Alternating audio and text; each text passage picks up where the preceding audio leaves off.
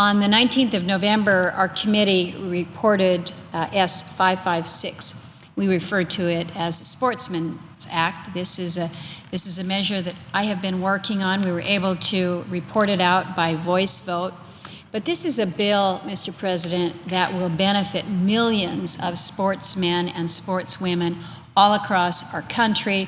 It includes some key items within our jurisdiction that are part of a broader sportsman's package. That portion is being worked by another committee, but I have been working our iteration of this bill with Senator Heinrich of New Mexico and truly appreciate his leadership, his support, and his guidance on it.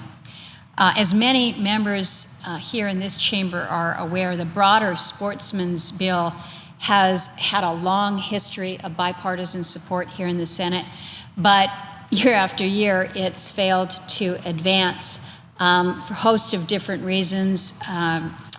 Perhaps the victim of political brinksmanship in what for years was just a chamber that wasn't working here. But I think that this year is different, and I outlined some of the successes yesterday when I came to speak on the floor, but I think we're getting back to regular order. The committees are working hard. Certainly the Energy and Natural Resources Committee is working hard, and we're working to advance legislation to go to the floor, whether it's this Sportsman's Bill or whether it's our Energy Policy Modernization Act that we reported out of the committee on an 18-4 margin back in July. But our Sportsman's Act is the latest example of a bipartisan bill that encompasses both good policy and good process. And I think both of those are key. Staff from both sides of our committee and the Sportsmen's Caucus, which is led by Senator Risch as well as Senator Manchin, they work diligently with outside stakeholders to improve and refine it. First, we included a congressional declaration of national policy to require all federal agencies and departments to facilitate the expansion and the enhancement of hunting, fishing, and recreational shooting on federal lands. This is our clear goal. It's pretty clear and explicit direction for the executive branch. And then the next component within the bill, and this is really the heart of the bill, is a provision that we're referring to as open unless closed. And through these, what we're doing is we're setting a new national standard. And that standard is that our federal lands will be open unless they are closed. They're going to be open unless they're closed, not closed until they're opened by bureaucratic inertia. So what we're trying to do here is pretty simple. We're trying to allow all Americans to be able to access and enjoy their public lands. And under our bill, if federal lands are going to be even temporarily closed, agencies will have to notify the public and provide opportunities for meaningful public comment.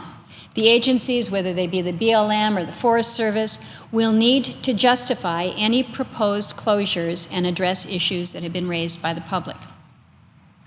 Our bill will also prevent temporary closures from becoming permanent by limiting any of these designations to just 180 days. Currently, what we see is BLM can close lands for 2 years and does not guarantee the opportunity for any public comment. BLM has acknowledged to us that they regularly implement what they call temporary closures to prepare the paperwork to basically make them permanent. And so my Sportsman's Act will allow BLM and the Forest Service to renew temporary closures, but they can only do it up to 3 times.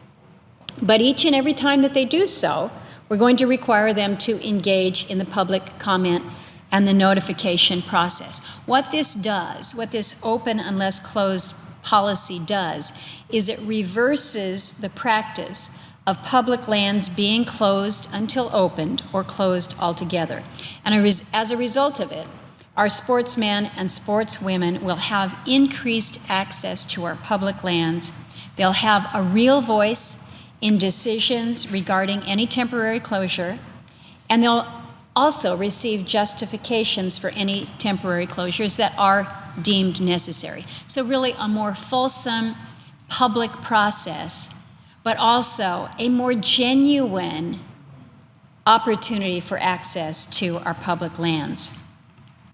My Sportsman's Bill also addresses concerns raised about the unnecessary difficulty of securing permission for commercial filming on our public lands.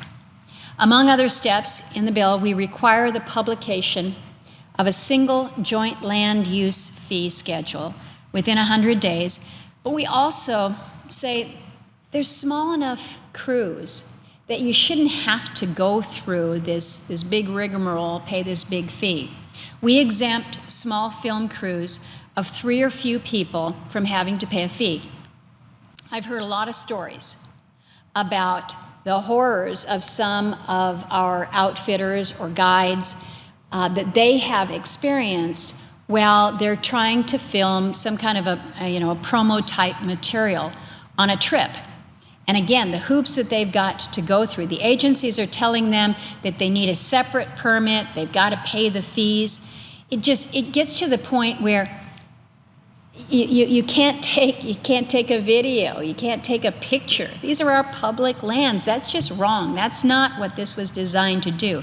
These folks already have a permit to be out there, and filming may just be incidental to that. So what we do in this bill is we ensure that small crews and businesses can film on public lands without having to pay to do it. Seems pretty reasonable, seems pretty fair. We also protect First Amendment rights by preventing content from becoming a factor in issuance of permits, and we protect free speech by clarifying that journalism is not a commercial activity. And some might say, what's this issue all about? Well, think about it. If you have an agency that doesn't want to have filming or pictures in a certain part of a wilderness area or a certain part of public lands, and because they might tell a different story than what the agency might want to, that's not right either. We're not going to be regulating content here in terms of whether or not a permit is issued. I'll give you an example, specific example of why this is needed. Back in 2014, a producer with Oregon Public Broadcasting wanted to film a piece in the Willamette National Forest to commemorate the 50th anniversary of the Wilderness Act, and to ensure that the piece had the primary purpose of dissemination of information about the use and enjoyment of wilderness. Officials from the Forest Service asked to review the script. They wanted to look at the script before issuing a permit. Mr. President, giving federal officials veto power over content, I believe, could have a very chilling effect on journalism. Again, this is just not how it should work.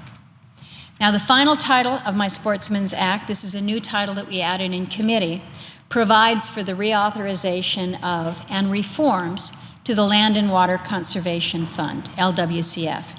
The reforms in the bill don't go as far as I would like to see them go, but they do reflect what our committee could agree on.